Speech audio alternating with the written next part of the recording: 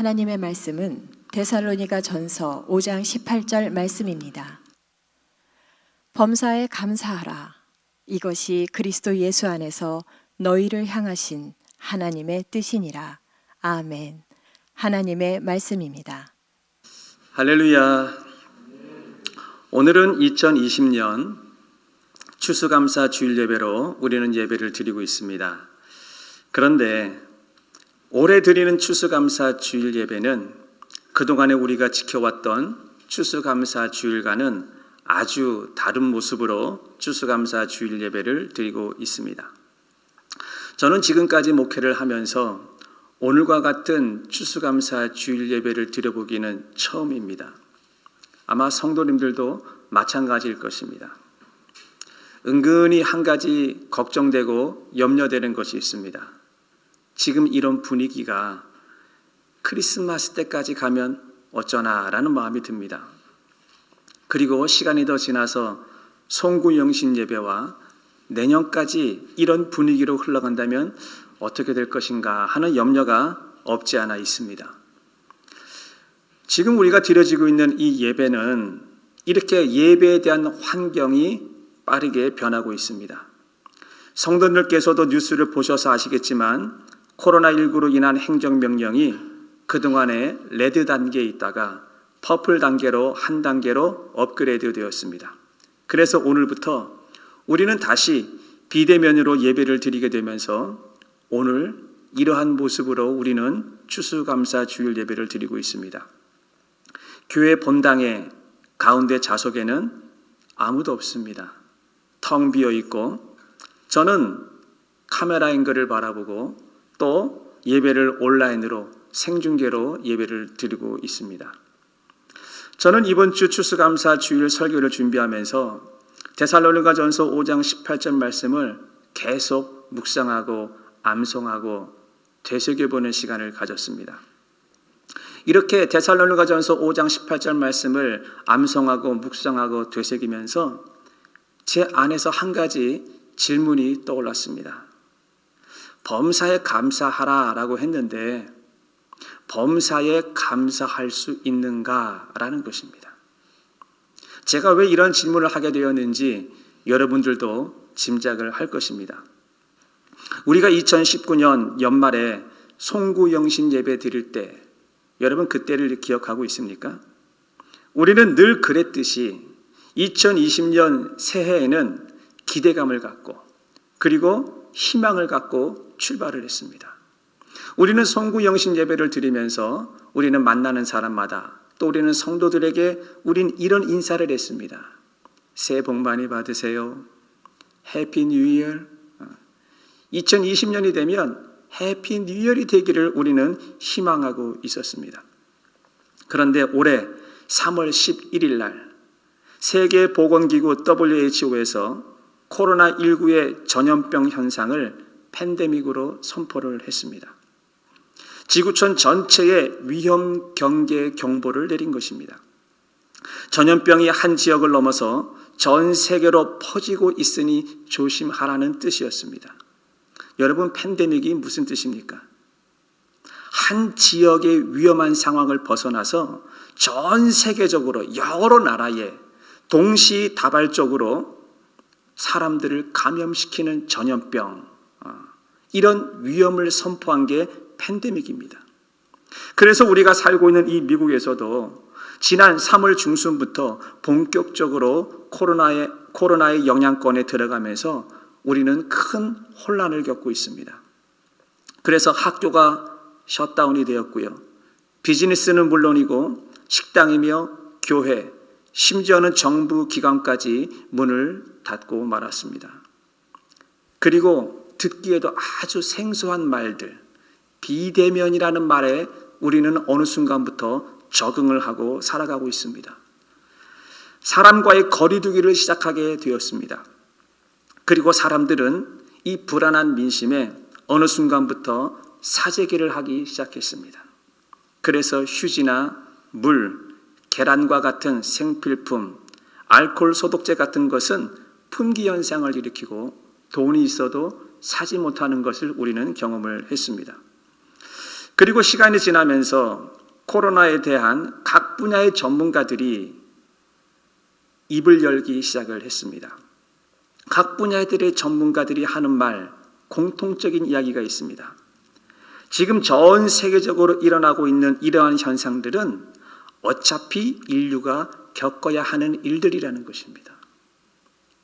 여러분 잘 생각해 보세요. 모든 분야의 전문가들이 하는 말들이 어차피 인류가 겪어야 하는 일들이다 라고 이야기를 했습니다. 그래서 재택근무나 온라인 쇼핑, 비대면으로 이루어지는 화상 채팅, 그리고 배달업, 서비스업, 그리고 AI 인공지능과 같은 일들, 앞으로 비대면 세상이 오는데 이런 일들이 코로나 때문에 너무 짧은 시간에 우리가 적응을 해야 되기 때문에 사람들이 혼란스럽고 더 힘들어 한다라는 것입니다. 우리는 지금 이러한 시대를 살고 있습니다. 언제부턴가 비대면이라고 하는 말에 익숙하게 되었습니다. 그리고 마스크 착용으로 인해서 사람의 얼굴을 볼 수 없는 시대가 되었습니다. 사람의 얼굴을 보지 못한다는 얘기는 표정을 보지 못한다는 얘기예요. 표정을 보지 못한다는 얘기는 그 이면에 인간 관계에 문제가 생길 수도 있다라는 뜻인 것입니다. 거리두기가 일상화되었습니다. 목이 칼칼해서 헛기침만 해도 눈치가 보여서 재채기를 하지 못하는 시대가 되었습니다. 그래서 모든 사람들이 힘들다고 이야기를 합니다. 코로나 때문에 힘들고 너무 빨리 변하는 세상에 적응하기가 너무 힘들고 미래가 불안해서 힘들다라고 이야기를 합니다. 자, 그런데 성경은 오늘 우리에게 무엇이라고 말씀하고 있습니까?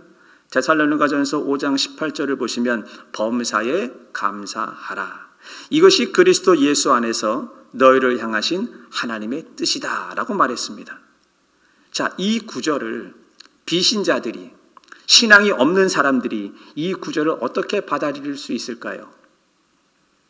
아니, 신앙이 있는 성도들은 이 범사에 감사하라는 말을 어떻게 이해하고 어떻게 받아들일 수 있을까라는 것입니다.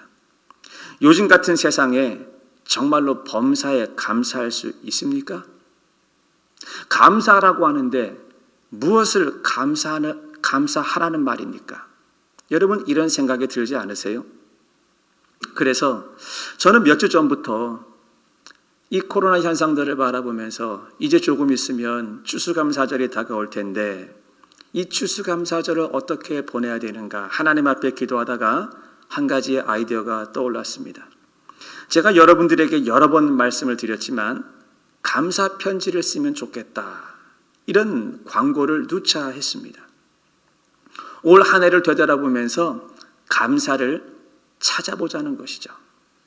그냥 생각만 하는 것이 아니라 우리가 글로 써서 직접 적어보자라는 것입니다.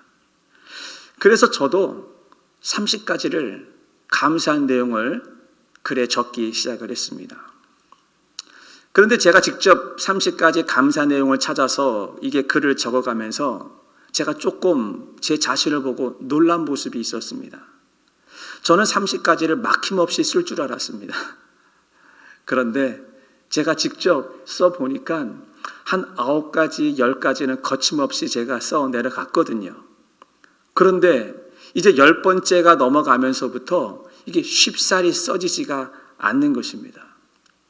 그리고 순간 이 나머지 20개는 어떻게 채워야 되나 이런 생각을 하는 제 모습을 봤어요. 그리고는 생각이 안 나니까 제가 구글 칼렌더를 쓰는데 이 구글 칼렌더를 열어서 올 한 해 있었던 일들을 월별로 쭉 살펴보았습니다. 그랬더니 감사거리가 너무 많더라고요. 다시 말하면 제가 잊어버리고 있었던 것들을 다시 하나씩 찾기 시작했다라는 것입니다. 그런데 이렇게 감사거리를 30가지를 하나씩 찾아가면서 쓰다가 또 이런 생각이 번뜩 떠올랐습니다. 그러면 나에게 힘든 것은 무엇인가? 나를 힘들게 만들고 나를 어렵게 만드는 30가지가 있을 거 아닌가라는 생각이 들어서 종이를 반으로 접었어요. 그래서 왼쪽에는 감사 내용을 30가지를 1번부터 쭉 적었고요. 오른쪽에는 내가 정말 올 한 해를 보내면서 내가 힘들었던 것을 적기 시작을 했습니다. 그래서 나를 힘들게 하는 것들을 1번, 2번 쭉 적어 내려가는데 나를 힘들게 하는 것들 3가지를 딱 적고 나니까 그 다음엔 적을 게 없는 거예요. 애써 더 찾아가지고 적고 싶지도 않습니다. 그리고 이 30가지와 3가지를 가만히 놓고 보니까 10분의 1이더라고요.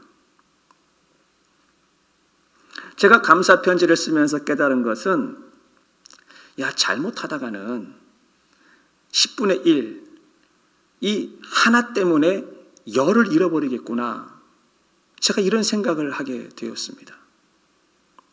그리고 번뜩 들어오는 생각이 감사는 선택이구나. 이런 마음이 들었습니다. 똑같은 환경 속에서 감사도 들어있고 힘든 일도 들어있는 것을 발견했습니다. 그런데 우리의 눈은 어디에 익숙해 있냐면 우리의 눈은 힘든 걸 보는 데 익숙해 있습니다. 근심과 걱정, 두려움과 염려. 그런데 이 근심과 걱정되는 일을 통해서 하나님께서 일을 하고 있다는 것이에요. 근데 우리는 하나님이 하시는 그 일은 보지 못하고 근심과 걱정, 염려, 우리의 눈은 여기에 익숙해 있는 것이죠. 그런데 그 근심과 걱정과 염려는 우리 삶의 10분의 1이다라는 것이었습니다. 그래서 데살로니가전서 5장 18절에서 범사에 감사하라라고 말씀하고 있는데 여러분 이 범사라고 하는 말에 우리가 좀 관심을 가져야 됩니다. Give thanks in all circumstances. 범사, 모든 상황 속에서, 모든 환경 속에서 이 감사거리가 있다라고 말하고 있는 것입니다. 열왕기하 7장을 보시게 되면 아람 나라 군대가 이스라엘을 쳐들어와서 사마리아 성을 둘러싸는 일이 있었습니다. 이 당시 아람 나라 왕은 벤하닷이라는 사람이었는데 이 벤하닷이 전쟁을 치르면서 전략을 세웠습니다. 이 사마리아 성을 포위를 해서 굶겨 죽이자. 이런 전략을 세웠습니다. 그래서 쥐새끼 한 마리도 성 밖을 빠져나가지 못하도록 사마리아 성을 몇 겹이 포위를 하고 자기 자신들은 성 바깥에서 호의호식하면서 기다리고 있었습니다.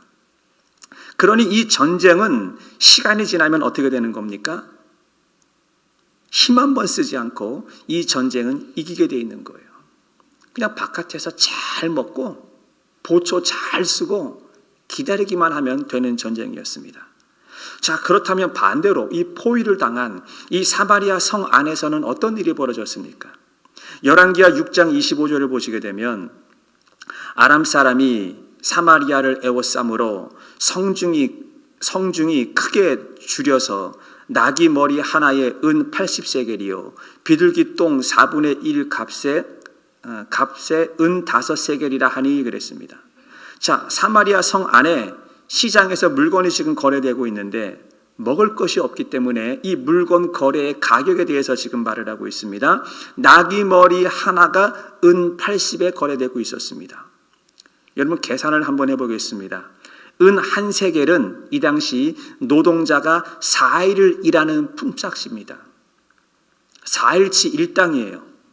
그런데 나귀 머리 하나가 은 80이면 4팔이 32니까 노동자가 320일 동안 일을 해야 나귀 머리 하나를 살 수가 있는 지금 이런 상황을 말하고 있는 거예요.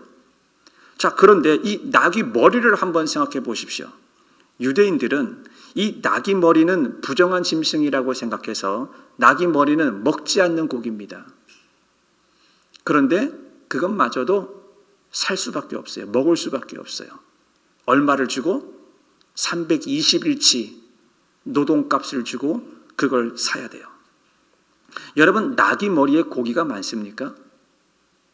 나귀 머리에는 고기가 그렇게 많지도 않아요. 먹기 힘든 부분입니다. 자, 그리고 비둘기 똥 4분의 1 값이라고 나옵니다. 이 값이라고 하는 이 양이 어느 정도의 양인지는 잘 모르겠지만 이 비둘기 똥을 4분의 1 값을 사는데 은 5세겔을 줘야 된다는 거죠. 20일치 1당입니다. 아마도 이 사람들이 이 비둘기 똥을 불을 지필 때 쓰는 건지 어디 쓰는 건지 잘 모르겠지만 엄청난 고가의 지금 비둘기 똥도 거래가 되고 있습니다. 자, 이 정도라고 한다면 사마리아 성 안에서 지금 어떤 일이 벌어지고 있는지, 얼마나 비참한 상황인지, 얼마나 힘든 상황인지 아실 것입니다. 여러분, 시간이 되시면 오늘 제가 불러드렸던 열왕기하 6장 25절 이후 집에서 한번 읽어보시기 바랍니다. 열왕기하 6장 26절 이하에는요, 사람들이 너무너무 힘드니까 먹을 것이 없으니까 자식을 잡아먹는 일들이 일어나고 있습니다. 인육을 먹는 거예요. 오늘은 우리 아들을 잡아먹었으니까 내일은 너희 아들을 잡아먹자. 이런 일들이 성경에 지금 사마리아 성 안에 이루어지고 있습니다. 자, 그런데 이런 지금 성경의 스토리가 어떻게 흘러가냐면 갑자기 전혀 상관없는 이 사마리아 성 안에 있는 4명의 나병 환자 이야기로 이야기가 갑자기 턴을 합니다. 열왕기하 7장 3절과 4절을 보시게 되면 성문 어귀에 나병 환자 4사람이 있더니 그 친구에게 서로 말하되 우리가 어찌하여 여기 앉아서 죽기를 기다리랴. 만일 우리가 성읍으로 가자고 말한다면 성읍에는 굶주림이 있으니 우리가 거기서 죽을 것이요. 만일 우리가 여기서 머무르면 역시 우리가 죽을 것이라. 그런즉 우리가 가서 아람 군대에게 항복하자. 그들이 우리를 살려두면 살 것이고 우리를 죽이면 죽을 것이다. 그랬습니다. 여러분, 지금 왜 사마리아 성 안에 이 굶주림을 이야기하고 이 굶주림, 너무나 힘든 상황을 이야기하면서 여기서 나병 환자가 등장하는지 아셔야 됩니다. 이 나병 환자가 주는 메시지가 무엇이냐라는 것입니다. 나병 환자들이 하는 말을 잘 들어보십시오. 3절에 우리가 어찌 여기 앉아서 죽기를 기다리겠느냐. 다 힘들다는 거죠. 다 어렵다는 거예요. 그런데 우리가 어찌 여기 앉아서 죽겠느냐. 4절에 보시게 되면 성 안으로 들어가도 굶어 죽게 될 것이고 여기 머물러 있어도 역시 죽는 것은 매 마찬가지라는 얘기죠. 그러니까 차라리 어떻게 하자는 겁니까? 차라리 아람 군대를 찾아가자. 이렇게 이야기를 했습니다. 우리가 아람 군대를 찾아가게 되면 그들이 우리를 살려두면 살 것이고 그들이 우리를 죽이면 죽을 것이다. 이렇게 이야기를 했습니다.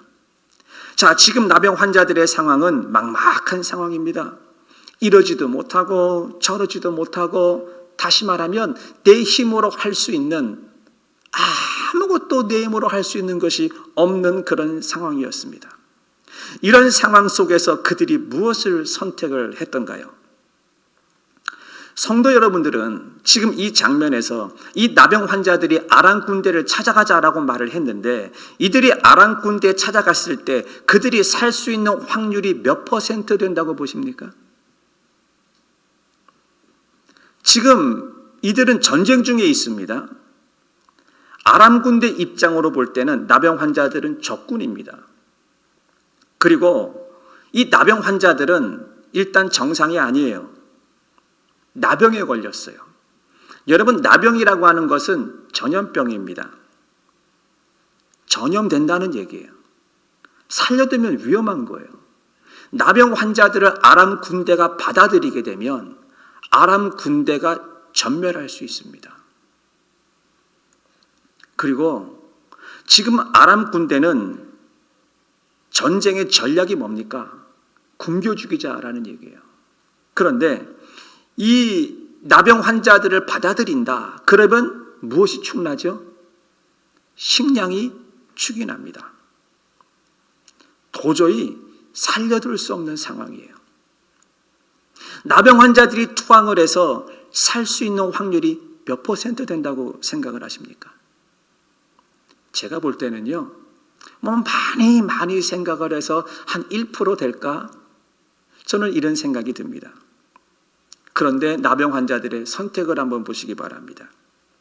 이 1% 미만의 희망을 그들은 붙잡았습니다. 사마리아 성에 들어가도 우리는 죽는 게 뻔하고, 가만히 앉아 있어도 우리는 죽을 것이고, 이러지도 저러지도 못하는 최악의 상황 속에서 충분히 이들은 포기할 수 있었습니다. 그런데 1%의 가능성, 성 밖에 나가면 먹을 게 있다는 것이죠. 어쩌면 그들이 우리에게 긍휼을 베풀 수도 있다는 것이죠. 이건 1%예요. 성도 여러분들께서는 우리는 추수감사절에 이 사실을 잊어서는 안 됩니다. 우리가 지나온 올 한 해를 한번 되돌아 보십시오. 힘든 일 많았습니다. 그런데요, 감사한 일도 있었습니다. 모든 상황은요, 100% 감사하는 환경도 없고, 모든 상황은 100% 힘든 그런 환경도 없다라는 얘기예요. 저는 이것을 비율 문제라고 봅니다. 예를 들면 이런 것이죠. 어떤 한 상황이 7대 3이 될 수도 있고 3대 7이 될 수도 있어요. 다시 말하면 9대 1이냐 1대 9냐라는 것입니다. 9대 1이냐 1대 9냐 이 상황 속에서 우리는 무엇을 선택할 것이냐라는 것입니다. 자, 그렇다면 성도 여러분들께서는 코로나와 팬데믹으로 인한 이러한 힘든 상황 속에서 무엇을 선택하시겠습니까? 우리는 눈꼽만큼이라도 우리가 감사가 보인다면 우리는 그 감사를 선택해야 될 줄 믿습니다. 하나님이 못하시는 것이 한 가지가 있죠. 그것이 뭐냐면 하나님은 불평불만하는 사람들은 사용하지 않습니다. 이스라엘 백성들이 홍해를 건너고 불평하는 데 걸리는 시간은 3일이었습니다. 여러분 홍해 사건 아세요? 그냥 우리가 방청객이라고 생각을 하고 이스라엘 백성들이 홍해를 건넜다라고 관중에서 바라보니까 이 홍해 사건이 우리가 감동이 없는 것이지, 우리가 그 홍해 사건의 현장에 있다라고 생각을 한다면 이건 어마어마한 사건이라는 얘기예요. 죽음 앞에서 갑자기 길이 열렸어요. 물기둥이 양쪽으로 벽을 이뤘어요. 쫙 이뤘는데 그 수백만이 되는 이스라엘 백성들이 바닷길을 건너갔어요. 그것으로 끝나는 것이 아니라 자신을 쫓아오던 애국 군대들이 자신이 바로 지나온 그 길에서 물에 몰사하는 모습을, 죽는 모습을 눈으로 똑똑히 바라봤어요. 단 몇 분 전에, 단 몇 시간 전에 우리가 건너온 그 길인데 우리의 눈으로 뭘 보고 있는 거예요? 애국 군대들이 갑옷을 입고 물에 빠져서 허덕이는 모습, 마차가 물에 둥둥 떠 있는 모습, 말들이 물속에서 빠져 죽는 모습, 그런 모습을 보면서 얼마나 큰 감격을 얻었겠습니까? 이것이 며칠 가든가요? 딱 3일 갔어요. 3일. 죽음 앞에서 살아났는데 3일 길을 걸어서 수르 광야에 도착을 했을 때 그들은 환경을 바라봤습니다. 광야길을 바라보고 갈증이 났고 물이 없는 것을 바라봤습니다. 홍해를 건너도 불평불만이었고 쓴물을 달게 만들어줘도 불평불만이었고 그들은 노예 신분이었고 전쟁을 한 번도 치러보지 못했는데 아말렉과의 전쟁에서 이겨도 그들은 불평불만이었습니다. 감사가 없었습니다.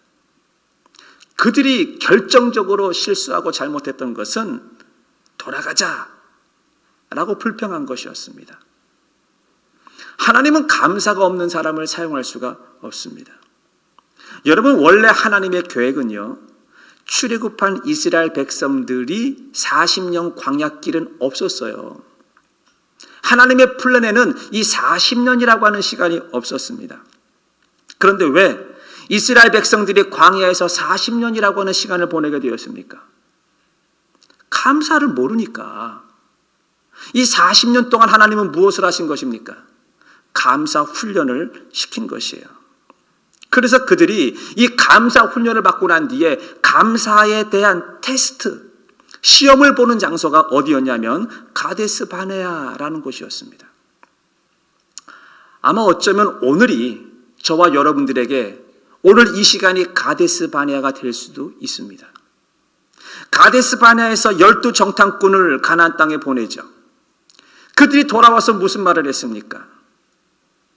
가데스 바네아에서 감사 훈련 시험을 치른 것입니다. 똑같은 환경을 바라보고 감사하면 가나안 땅에 들어가는 것이고, 똑같은 환경을 바라보고 불평하면 가나안 땅에 못 들어간다라는 것이에요. 똑같은 코로나 환경 속에서 우리는 모두가 다 살아가고 있습니다. 똑같은 환경 속에서 우리가 감사를 찾으면 가나안 땅에 들어갈 것이고, 똑같은 환경 속에서 감사를 잃어버리게 되면 우리는 이 코로나에서 벗어나지 못하게 된다라는 것입니다. 그래서 감사와 불평이라고 하는 것은, 여러분, 감사와 불평은 범사 안에 들어있는 거예요. 마치 동전의 양면과도 같습니다. 똑같은 상황인데 뒤집으면 감사가 되는 것이고요, 똑같은 상황인데 뒤집으면 불평이 되는 것입니다. 저는 제가 종이에 적어 놓았던 올 한 해 감사했던 그 30가지, 이것을 바라보면서 나를 힘들게 했던 그 3가지 있잖아요. 그 3가지 때문에 이 30가지를 놓치고 싶지를 않다라는 것입니다. 하나 때문에 9개를 놓치고 싶지 않습니다. 주어진 환경에서 동전만 뒤집으면, 생각만 바꾸게 되면 다른 면이 보이게 되어 있는 것입니다. 우리의 모든 상황 속에서도 힘든 일이 있지만 그 안에 감사거리가 있습니다. 사랑하는 성도 여러분, 지금 무엇이 여러분들을 힘들게 하고 있습니까? 지금 무엇이 여러분들의 마음을 아프게 하고 있습니까? 그 속에 감사가 들어 있습니다. 믿으시기 바랍니다. 데살로니가전서 5장 18절에 범사에 감사하라라고 했는데, 이 범사는 모든 상황이에요. 그래서 모든 것이 합력해서 하나님 안에서 선을 이루게 되는 것입니다. 믿으십니까? 두 번째, 그러면 우리가 감사할 때 무슨 일이 생길까요? 우리가 감사하면 그냥 감사로 끝나는 것일까요? 그렇지 않아요. 우리가 감사하게 되면 하나님이 그때부터 일을 하세요.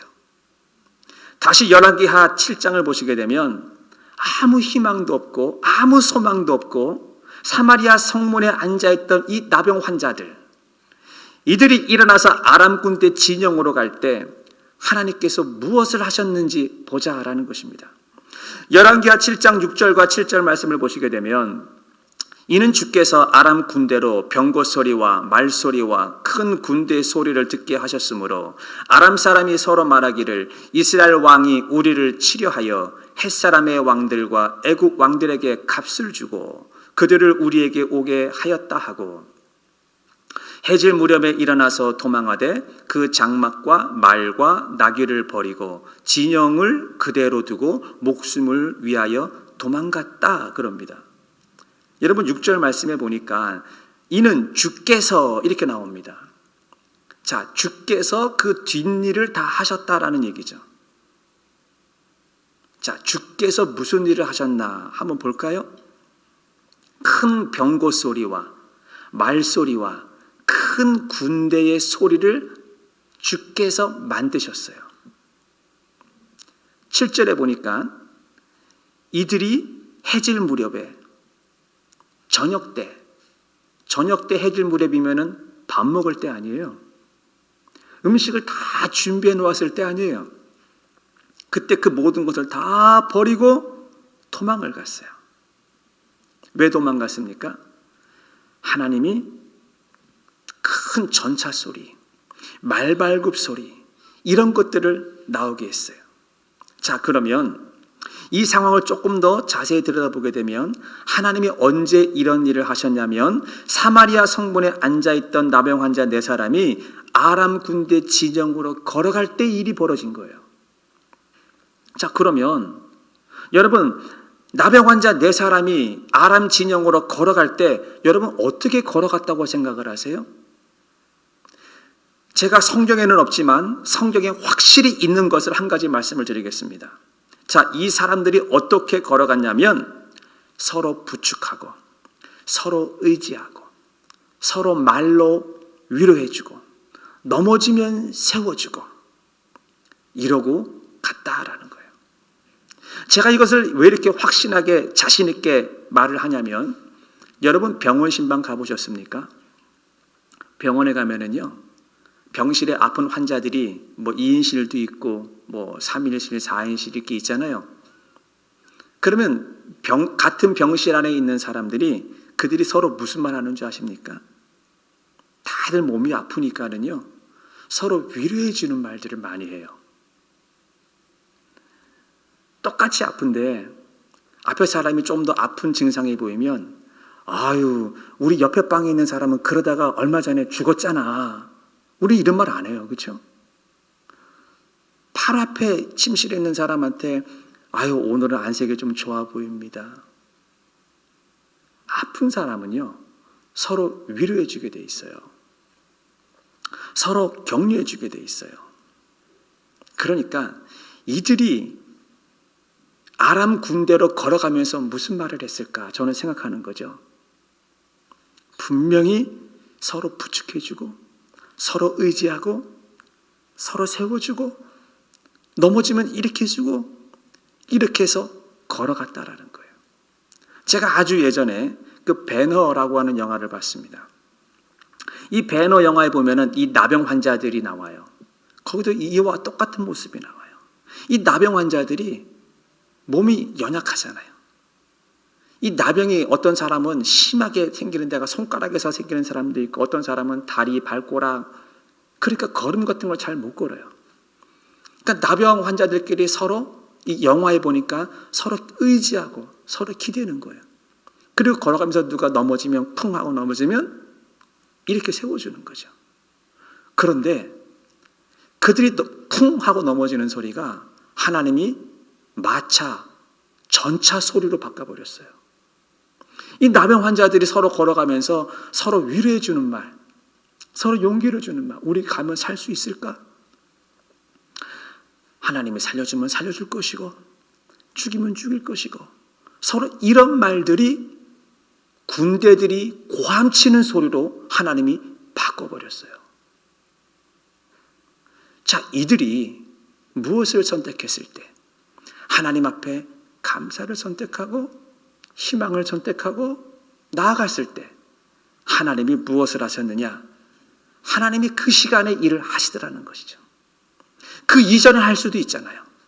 나병 환자들이 움직이기 이전에 할 수도 하나님은 있었잖아요. 근데 왜 하나님은 이 시간에 그 타이밍에 하나님께서 이 나병 환자들이 걸어오는 발소리가 큰 군대의 마차 소리, 전차 소리처럼 들리게 했냐라는 얘기예요. 이들이 서로 위로해주는 그 말이 아람 군대에는요, 군대들이 소리치는 소리로 들리게 했다라는 것이죠. 이 타이밍을 잘 보시자는 얘기예요. 우리가 희망을 말하게 되면 우리가 희망을 말하는 걸 하나님이 듣습니다. 그리고 우리가 희망을 말할 때 그때 하나님이 일을 하세요. 우리가 감사를 말하게 되면 감사 역시도 하나님께서 듣습니다.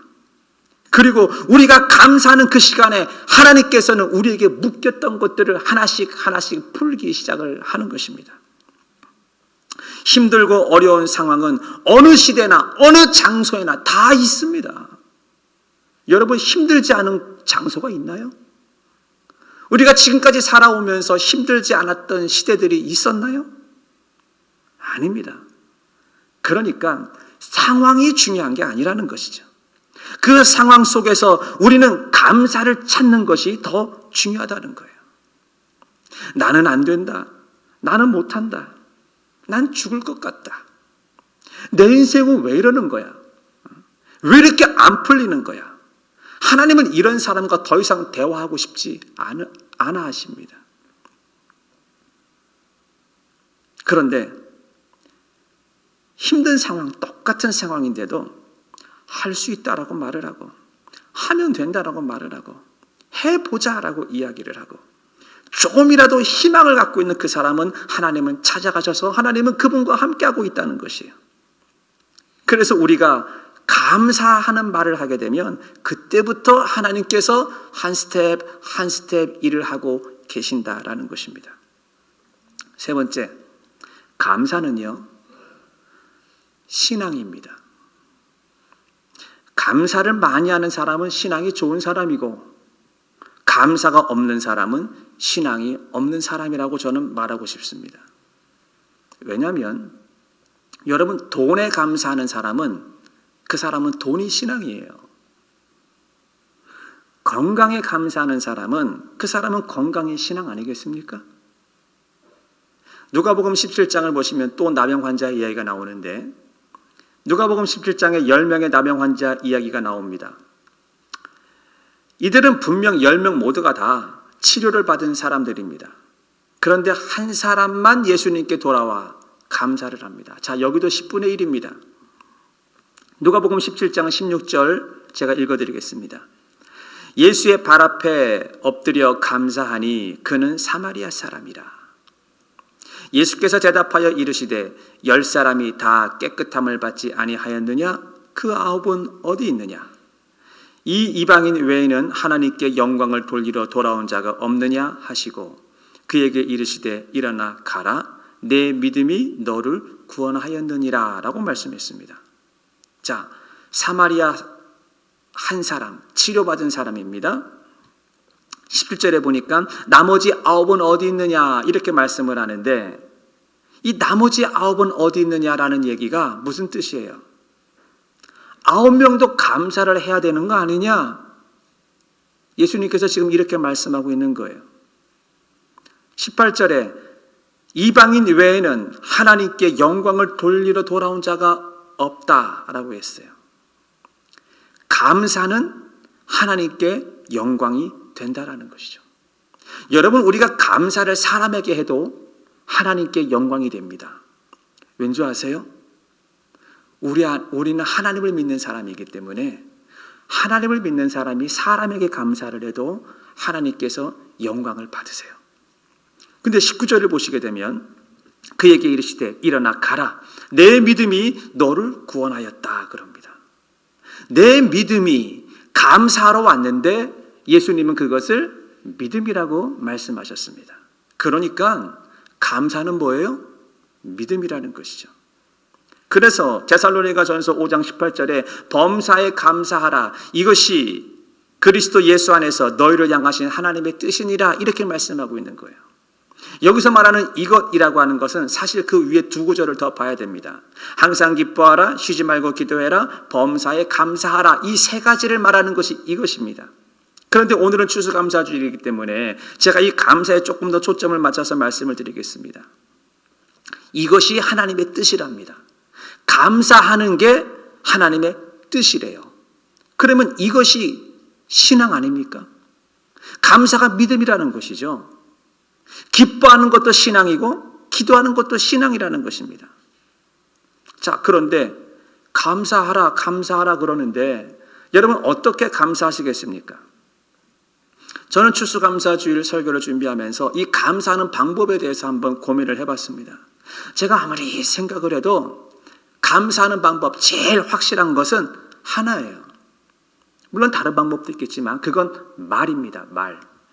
여러분, 말이 없이 감사를 표현하게 되면 오해를 받습니다. 내가 너무 감사해서 누군가가 어떤 선물을 줬는데 아무 말이 없어.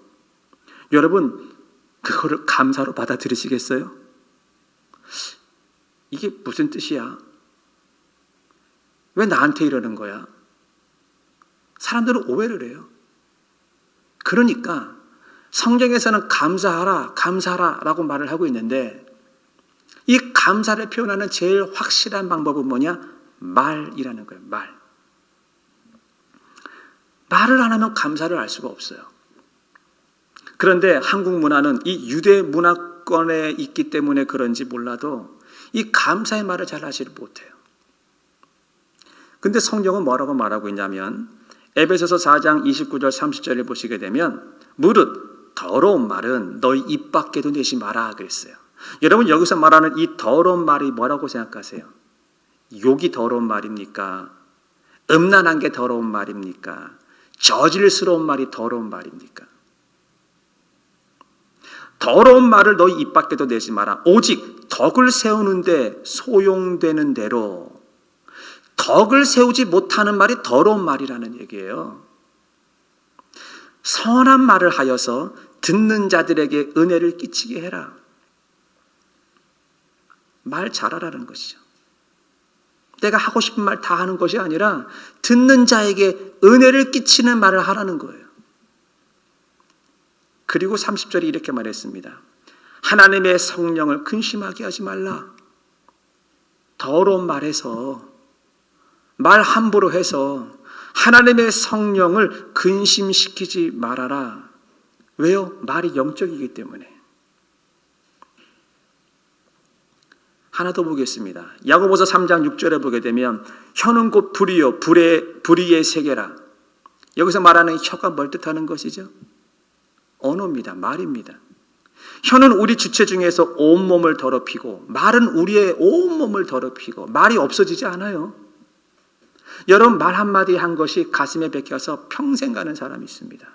내가 우리 부모에게 들은 말 한마디, 내가 어떤 누군가에게 들은 그 말 한마디를 가슴에 평생 이것을 쓴뿌리로 담아두고 살아가는 사람들을 많이 만납니다. 삶의 수레바퀴를 불살라버리면 되지 않습니까?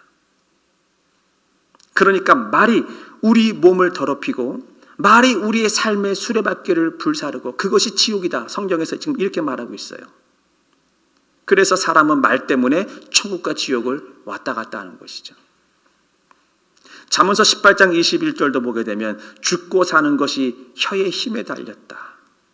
혀를 쓰기 좋아하는 자는 혀의 열매를 먹는다. 그랬습니다.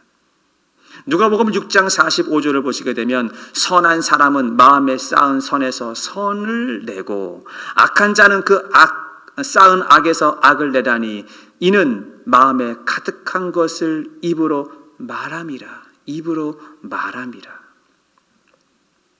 로마서 12장 18절 그러니까 할 수 있거든. 너희로서는 모든 사람과 더불어 화목해라. 어떻게 화목하라는 거예요? 말로 화목하라는 것이에요. 그러니까 확실한 것은 말은 신앙입니다. 감사는 신앙입니다. 그래서 이 범사에 감사하라라고 그랬는데 이 범사에 감사하라 어떻게? 말로 감사하라는 것입니다.